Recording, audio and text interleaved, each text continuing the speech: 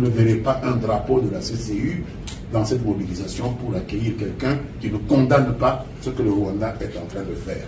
Mais nous comptons sur le président Tshisekedi pour lui dire des vérités que nous souhaitons qu'elles soient dites d'État à État. Ça, c'est important. Merci beaucoup. Alors, vous dites aussi que est-ce que l'État congolais devrait d'abord mobiliser au lieu d'organiser des élections? Je vous répondrai que à cette question, il faut tenir compte du fait que nous sommes une jeune démocratie qui a besoin de consolider sa structuration. C'est un choix que notre peuple a fait et que il y a une province ou deux, on va dire, qui sont aujourd'hui sous état de siège, qui ne sont pas entièrement occupés par les agresseurs. Nous venons d'assister à une élection qui vient de se terminer dans le pays le plus peuplé d'Afrique, le Nigeria, où il y a aussi des agressions avec les Boko Haram et tout ça. Ils ont pu organiser des élections sur plusieurs milliers de bureaux. On a eu, je pense, quelques centaines qui n'ont pas pu ouvrir à cause de l'insécurité. Il est possible que dans certains espaces de notre pays, si l'occupation rwandaise demeure, il est possible qu'à Bunagana, il n'y ait pas d'élection et que les gens de Bunagana soient obligés de venir à Goma pour voter, ou que les gens de telle ou telle autre entité territoriale soient obligés de voter en dehors de leur entité territoriale. Mais dire qu'à cause de cette insécurité qui règne dans cette partie, nous devrions arrêter la respiration démocratique de nos institutions, ça serait quelque part faire un cadeau à nos agresseurs. M. Jean-Pierre Kayembe nous a ramené sur la question de l'EAC et de la SADC. La nature de l'agression que nous subissons, j'ai dit que c'est une agression qui avait en même temps des souches internes, mais surtout des souches internationales. Et donc, si aujourd'hui l'agresseur rwandais trouve un prétexte pour ses incursions en République démocratique du Congo, que ce soit en 1996 avec l'AFDL, que ce soit en 1998 avec le RCD Goma, que ce soit en 2008 avec le CNDP, que ce soit aujourd'hui avec le M23 de nouveau, que ce soit avant cela avec le même M23, c'est parce que sous la pression de la communauté internationale, notre pays avait été contraint d'ouvrir ses frontières à des réfugiés rwandais qui sont venus avec armes et bagages en République démocratique du Congo. Je me souviens de la position du gouvernement de M. Kengo, qui avait dans un premier temps refusé, avant d'être convoqué à Paris, plutôt à Nice, par le président Mobutu, mis sous pression par la France, la même France, dont le président vient nous visiter, pour dire, vous devez ouvrir la frontière et recevoir ces réfugiés, même sans contrôle. Donc la communauté internationale a une responsabilité dans ce prétexte de l'agression. Et donc nous sommes fondés à chercher aussi des solutions qui impliquent la même communauté internationale. Nous ne devons pas avoir honte. Lorsque le mal est venu de ce côté-là, il n'est pas exclu que nous cherchions aussi des solutions auprès de ceux par qui le mal est venu, la fameuse communauté internationale.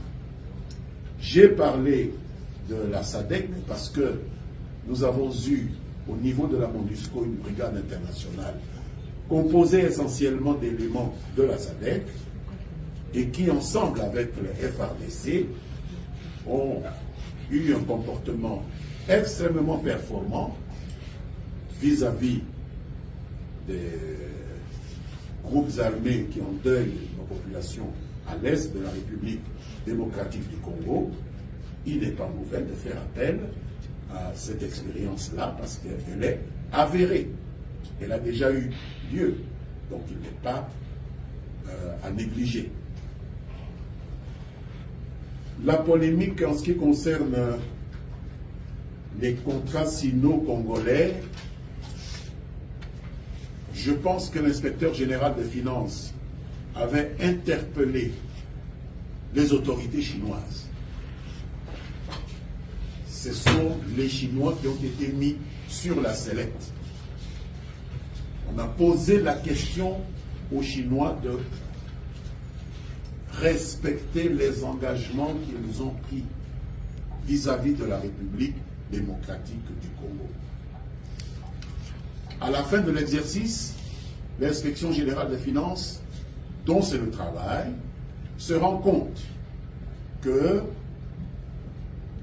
ont au contraire accumulé les bénéfices de cet accord au-delà de ce qui a été convenu entre les deux parties, c'est-à-dire la RDC et le groupe des entreprises chinoises, et la République démocratique du Congo n'a eu que la portion congrue. C'est le rôle de l'inspecteur général des finances de poser cette question. Personnellement, je ne m'attendais pas à ce que les acteurs congolais réagissent à cette interpellation de l'inspecteur général des finances. C'est à la partie chinoise à nous expliquer, parce que c'est avec la Chine que la République démocratique du Congo a conclu cet accord.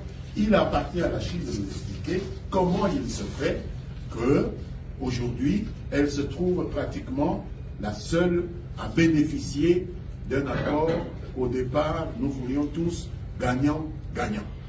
Et donc, nous attendons de la Chine que cette réponse nous vienne. Ce n'est pas un débat entre Congolais, c'est un débat entre la République de Chine, populaire de Chine, et la République démocratique du Congo. Voilà ce que j'en pense. Donc, il y a des polémiques dont nous pouvons nous passer. L'inspection générale des finances a fait son travail. Quant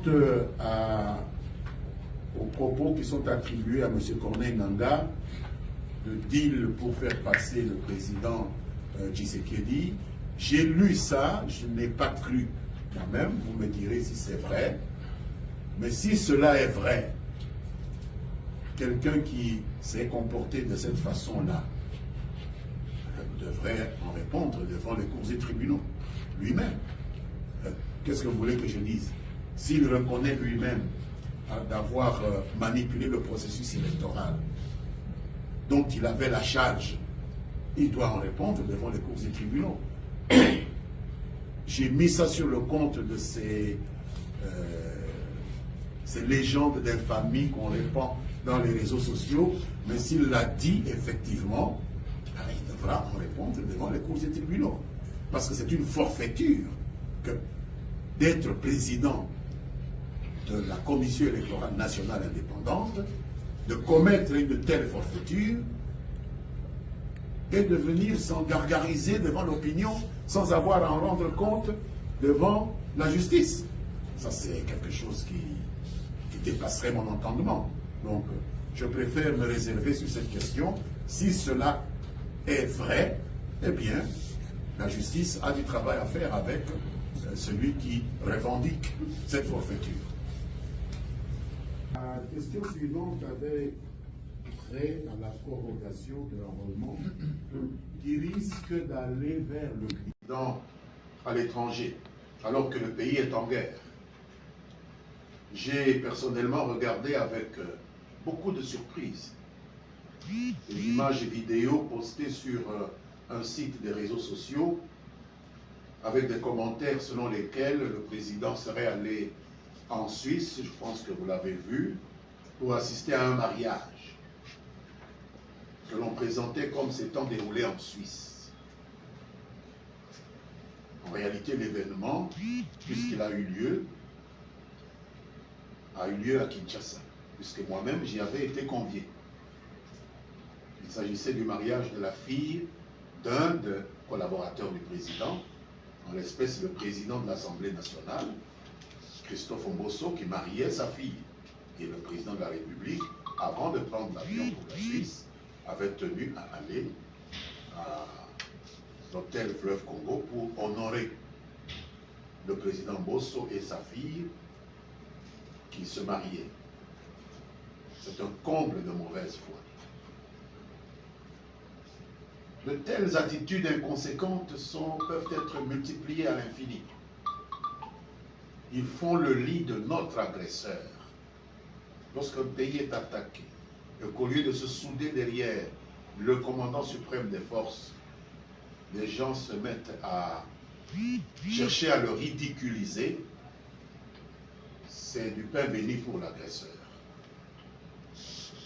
Parce qu'il compte en plus sur l'indifférence d'une communauté internationale recroquevillée dans des vœux pieux, des déclamations rituelles et vagues, des rudiments du droit international humanitaire. Aucune sanction, aucune condamnation de l'agression rwandaise.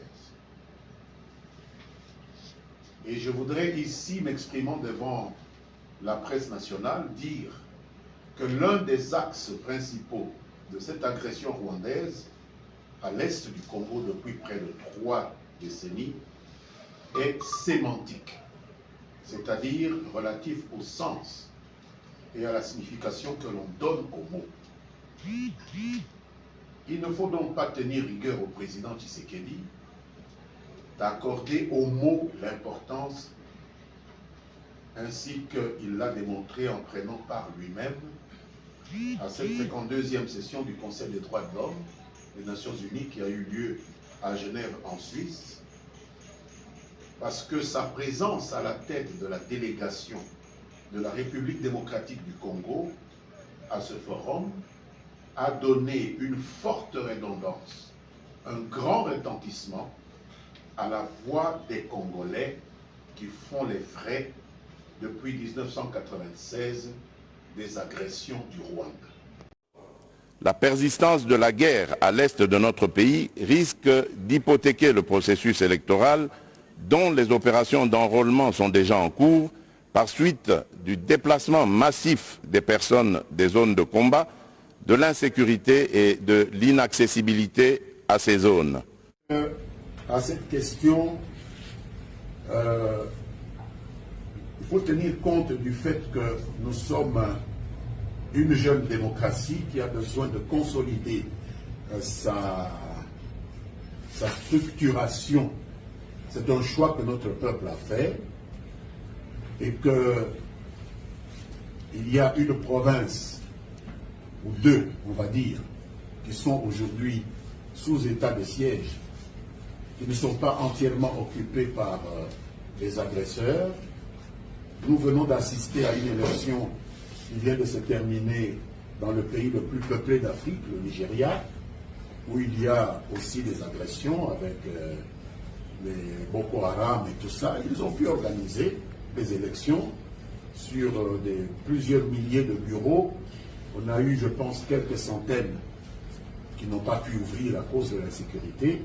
Il est possible que dans certains espaces de notre pays, si l'occupation rwandaise demeure, il est possible qu'à Bunagana, il n'y ait pas d'élection et que les gens de Bunagana soient obligés de venir à Goma pour voter.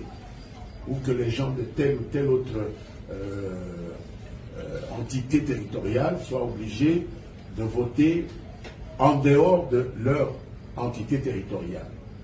Mais dire qu'à cause de cette insécurité qui règne dans cette partie, nous devrions arrêter la respiration démocratique de nos institutions, ça serait quelque part faire un